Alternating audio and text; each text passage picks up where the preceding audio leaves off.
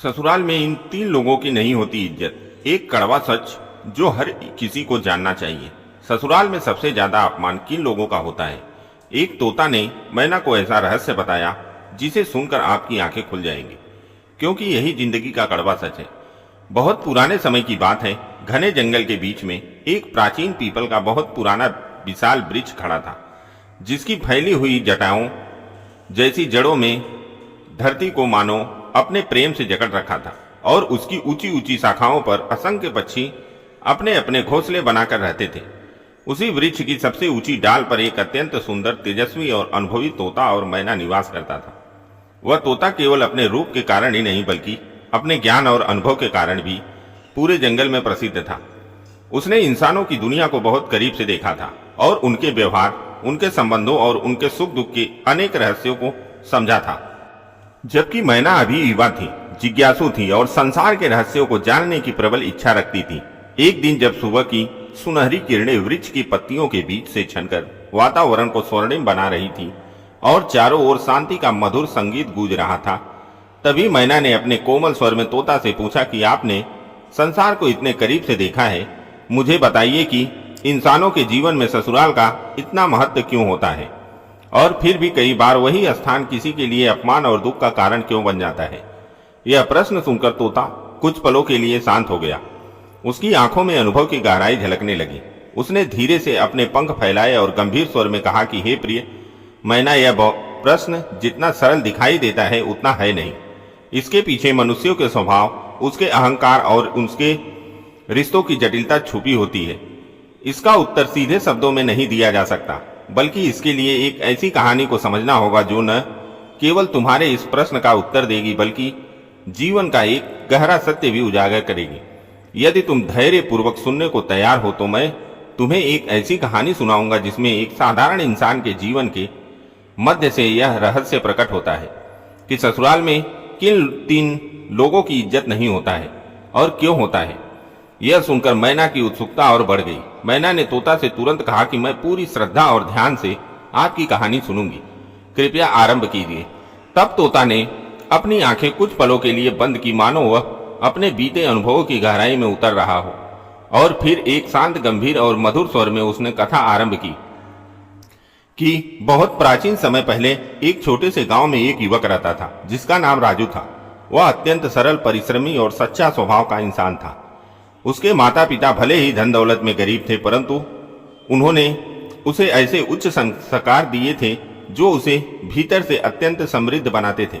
राजू दिन रात मेहनत करता, अपने माता पिता की सेवा करता और अपने जीवन को ईमानदारी के मार्ग पर चलाता था। गांव के लोग उसे बहुत सम्मान देते थे और हर कोई यही कहता था कि ऐसा संस्कारी और सहनशील लड़का बहुत कम देखने को मिलता है।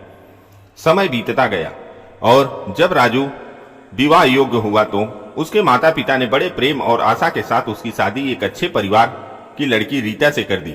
रीता रूप में सुंदर, स्वभाव में चतुर और प्रारंभ में विनम्र थी, परंतु उसका परिवार थोड़ा अभिमानी था। उन्हें अपने धन और प्रतिष्ठा का बहुत घमंड था। विवाह के प्रारंभिक दिनों में सब कुछ ठीक ठाक चलता रहा। राजू को लगा कि उसका जीवन सुखमय हो गया है और उसे एक अच्छा जीवन साथी और परिवार मिल गया है। लेकिन धीरे धीरे समय के साथ परिस्थितियां बदलने लगी। कुछ महीनों बाद जब पहली बार राजू अपनी पत्नी के साथ उसके मायके यानी ससुराल गया तो वह मन ही मन बहुत प्रसन्न था। उसने सोचा था कि वहां उसका स्वागत बड़े आदर और प्रेम से होगा। जब वह ससुराल पहुंचा तो प्रारंभ में सब कुछ वैसा ही लगा जैसे उसने सोचा था। उसका अच्छे से स्वागत हुआ, स्वादिष्ट भोजन कराया गया और सबने हंसते हुए उससे मधुर बातें की। लेकिन यह व्यवहार अधिक समय तक नहीं रहा। धीरे धीरे उस मिठास के पीछे छुपी हुई कटुता सामने आने लगी। रात होते होते माहौल बदल गया और रीता की मां ने तानों का सिलसिला शुरू कर दिया। उसने व्यंग भरे स्वर में कहा कि राजू, तुम्हारे घर में तो कोई खास व्यवस्था नहीं है, ना हमारी बेटी तो बड़े आराम और सुख में पली है। यह सुनकर राजू को थोड़ी पीड़ा हुई, परंतु उसने अपने संस्कारों के कारण चुप रहना ही उचित समझा। इसके बाद उसके साले ने भी हंसते हुए उसका मजाक उड़ाया और कहा कि जीजा जी, आप तो बहुत साधारण कपड़े पहनते हैं, हमारे यहाँ तो नौकर भी इससे बेहतर कपड़े पहनते हैं। यह सुनकर राजू का मन भीतर से आहत हुआ, लेकिन उसने फिर भी कोई प्रतिक्रिया नहीं दी। उसने सोचा कि यह सब मजाक होगा और समय के साथ सब ठीक हो जाएगा। लेकिन अगले दिन से स्थिति और भी गंभीर हो गई। उसे घर के छोटे बड़े कामों में लगा दिया गया। कभी उसे पानी लाने के लिए कहा जाता, कभी लकड़ी काटने के लिए और कभी खेतों में काम करने के लिए भेज दिया जाता। राजू ने इसे सेवा समझकर बिना किसी शिकायत के सब कुछ करना शुरू कर दिया। उसे लगा कि यह उसका कर्तव्य है और उसे अपने ससुराल वालों का सम्मान करना चाहिए। परंतु धीरे धीरे उसे यह एहसास होने लगा कि यह सेवा नहीं बल्कि उसके आत्मसम्मान की परीक्षा है। रीता भी अपने परिवार के प्रभाव में आकर बदलने लगी। उसने भी राजू को समझने के बजाय यही कहा कि तुम्हें मेरे घर वालों की हर बात माननी चाहिए क्योंकि वो तुमसे बड़े हैं। राजू का हृदय यह सुनकर और भी दुखी हो गया, परंतु उसने अपने धैर्य को बनाए रखा। एक दिन जब उसका मन अत्यंत दुखी हो गया तो वह गांव के बाहर एक पेड़ के नीचे जाकर बैठ गया और अपने जीवन के बारे में सोचने लगा कि आखिर वह कहाँ गलती कर रहा है। तभी वहां से एक वृद्ध संत गुजर रहे थे। उन्होंने राजू के चेहरे की उदासी को देखकर उससे कारण पूछा और राजू ने अपनी सारी व्यथा उन्हें सुना दी। संत ने उसकी बात सुनकर एक गहरी मुस्कान के साथ कहा कि बेटा, यह संसार ऐसा ही है। विशेषकर ससुराल में 3 प्रकार के लोग ऐसे होते हैं जिनका अपमान अक्सर होता है। राजू ने तुरंत उत्सुकता से पूछा कि वे 3 लोग कौन से हैं। तब संत ने कहा कि इसका उत्तर अभी नहीं मिलेगा, इसके लिए तुम्हें पहले अपने अनुभव से इसे समझना होगा। जब तुम इस सत्य को स्वयं पहचान लोगे तब तुम्हें उत्तर मिल जाएगा और यही तुम्हारे जीवन की सबसे बड़ी सीख होगी। संत की यह बात सुनकर राजू कुछ देर तक चुपचाप बैठा रहा। उसके मन में अनेक प्रश्न उठ रहे थे, परंतु उसने यह समझ लिया कि जीवन के कुछ सत्य ऐसे होते हैं जिन्हें केवल सुनकर नहीं बल्कि अनुभव करके ही समझा जा सकता है। उसने संत के चरणों में प्रणाम किया और दृढ़ निश्चय के साथ वापस अपने ससुराल लौट आया। अब उसके मन में एक अलग ही जागरूकता थी। वह हर बात को ध्यान से देखने और समझने लगा था। पहले जहां वह हर अपमान को सहकर उसे सम्मान्य मान लेता था, वहीं अब वह उन व्यवहारों के पीछे छिपे अर्थ को समझने का प्रयास करने लगा। ससुराल पहुंचते ही पहले की तरह ही उसे कामों में लगा दिया गया। सुबह होते ही उसे आंगन साफ करने के लिए को कहा गया, फिर पानी भरने भेज दिया गया और उसके बाद खेतों में काम करने के लिए भेज दिया गया। लेकिन इस बार राजू केवल काम नहीं कर रहा था बल्कि हर आदमी के व्यवहार को गहराई से देख रहा था। उसे यह महसूस होने लगा कि उसके साथ जो व्यवहार हो रहा है वह केवल काम करवाने के लिए नहीं बल्कि उसे छोटा दिखाने के लिए किया जा रहा है। दोपहर के समय जब सभी लोग अच्छे भोजन के साथ बैठकर खा रहे थे तब राजू को एक कोने में बिठाकर बचा हुआ खाना दिया गया।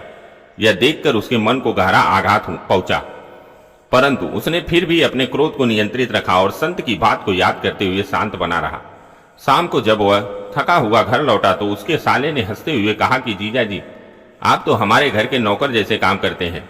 यह सुनकर वहां मौजूद सभी लोग हंसने लगे। उस क्षण राजू के भीतर एक तूफान सा उठा। उसे लगा कि अब वह और सहन नहीं कर पाएगा, परंतु तभी उसे संत के शब्द याद आए कि जब तक तुम इस सत्य को स्वयं अनुभव नहीं करोगे तब तक तुम्हें समझ नहीं आएगा। राजू ने गहरी सांस ली और अपने आप की शांत किया। रात को जब वह अकेला बैठा तो उसने दिन भर की घटनाओं पर विचार किया और उसे धीरे धीरे यह समझ आने लगा कि ससुराल में उसका अपमान केवल इसलिए हो रहा है क्योंकि वह चुपचाप सब कुछ सह रहा है। लोग उसकी सहनशीलता को उसकी कमजोरी समझ रहे हैं और उसका फायदा उठा रहे हैं। अगले दिन राजू ने एक छोटा सा परिवर्तन किया। उसने अपने काम तो पूरे मन से किए, लेकिन जब उसके साथ अपमानजनक व्यवहार किया गया तो उसने बहुत विनम्रता लेकिन दृढ़ता के साथ अपनी बात रखना शुरू किया। जब उसकी सास ने फिर से ताना मारा कि हमारे घर में तो तुम जैसे लोग नौकर होते हैं, तब राजू ने शांत स्वर में कहा कि माता जी, मैं यहाँ आपका दामाद बनकर आया हूँ।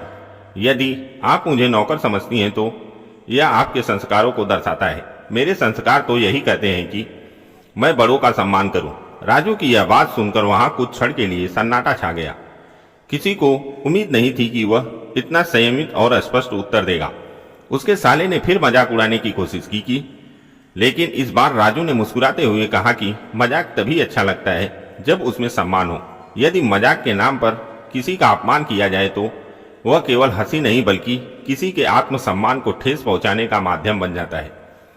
यह सुनकर उसके साले के चेहरे का रंग बदल गया और वह चुप हो गया। धीरे धीरे घर के अन्य लोग भी राजू के इस बदले हुए व्यवहार को महसूस करने लगे। अब वह पहले की तरह हर बात को चुपचाप सहने वाला नहीं था।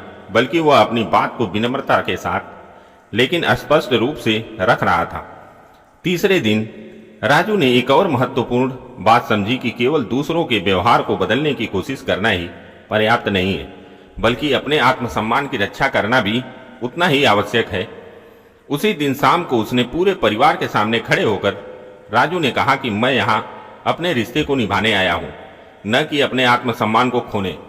यदि आप लोग मुझे सम्मान देंगे तो मैं जीवन भर आपका आदर करूंगा, लेकिन यदि मुझे बार बार अपमानित किया जाएगा तो मैं यहाँ रहना उचित नहीं समझूंगा। यह सुनकर सभी लोग आश्चर्यचकित रह गए। रीता भी यह देखकर सोच में पड़ गई कि उसका पति इतना सहनशील होने के साथ साथ इतना स्वाभिमानी भी है। उस रात पूरे घर में एक अलग ही वातावरण था। किसी ने भी राजू का मजाक नहीं उड़ाया।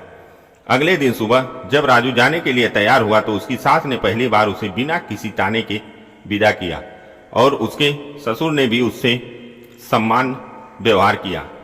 यह परिवर्तन छोटा था लेकिन बहुत महत्वपूर्ण था।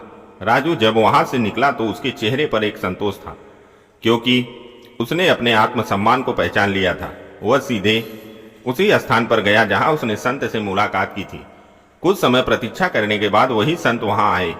राजू ने उनको चरणों में प्रणाम किया और कहा कि महाराज, अब मुझे कुछ कुछ समझ में आने लगा है। तब संत ने मुस्कुराते हुए पूछा कि बताओ बेटा, तुमने क्या सीखा? राजू ने विनम्रता से कहा कि मैंने यह जाना कि जो व्यक्ति अपने आत्मसम्मान की रक्षा नहीं करता उसका हर जगह अपमान होता है। संत ने सिर हिलाते हुए कहा कि तुम सही दिशा में सोच रहे हो, लेकिन अभी भी उस सत्य का अंतिम भाग बाकी है।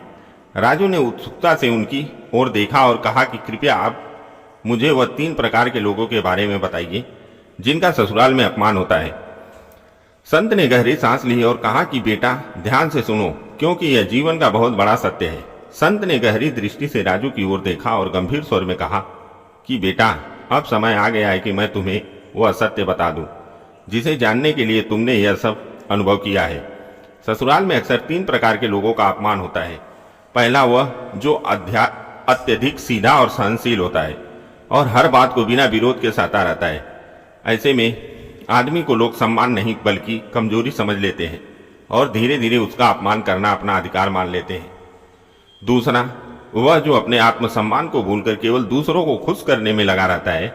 वह हर समय यह सोचता है कि किसी को नाराज न कर दूं और इसी कारण वह अपने अधिकारों और मर्यादा को त्याग देता है।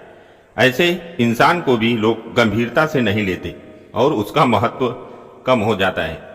और तीसरा, वह जो अपनी पहचान और स्वाभिमान को भूलकर दूसरों पर निर्भर हो जाता है, जो अपने पैरों पर खड़ा नहीं होता और हर बात में दूसरों के सहारे की अपेक्षा करता है।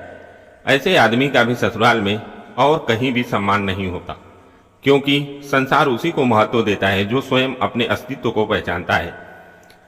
यह सुनकर राजू के मन में जैसे एक प्रकाश फैल गया। उसे समझ में आ गया कि उसके साथ जो कुछ हो रहा था वह केवल उसके ससुराल वालों की गलती नहीं थी, बल्कि कहीं न कहीं उसकी अपनी सहनशीलता और चुप्पी भी थी, उसका कारण थी।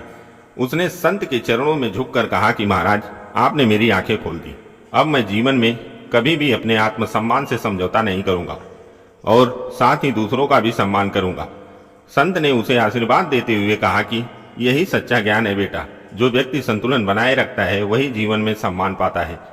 इसके बाद राजू अपने घर लौट गया और उसने अपने जीवन को नए दृष्टिकोण से जीना शुरू किया।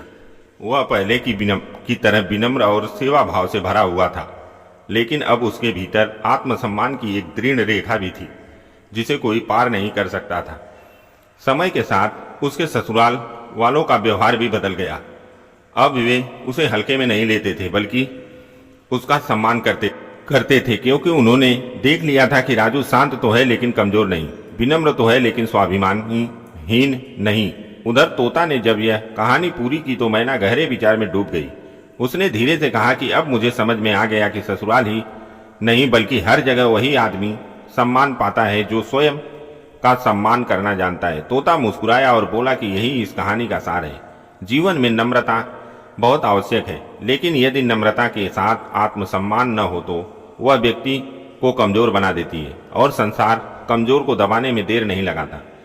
इसलिए मनुष्य को हमेशा विनम्रता और स्वाभिमान के बीच संतुलन बनाए रखना चाहिए, तभी उसे हर जगह सम्मान मिलेगा और उसका जीवन सुखमय होगा। यह सुनकर मैना ने सिर झुका लिया और उस दिन के बाद उसने भी यह सीख अपने जीवन में उतार ली कि चाहे परिस्थिति कैसी भी हो, अपने आत्मसम्मान को कभी नहीं खोना चाहिए, क्योंकि यही व्यक्ति की सबसे बड़ी पहचान होती है। दोस्तों, अगर आपको यह वीडियो पसंद आया हो तो लाइक करें, हमारे चैनल कहानियों का खजाना को सब्सक्राइब करें, अपने दोस्तों को शेयर करें और हमें कमेंट में बताना ना भूलें कि यह कहानी आपको कैसी लगी। धन्यवाद।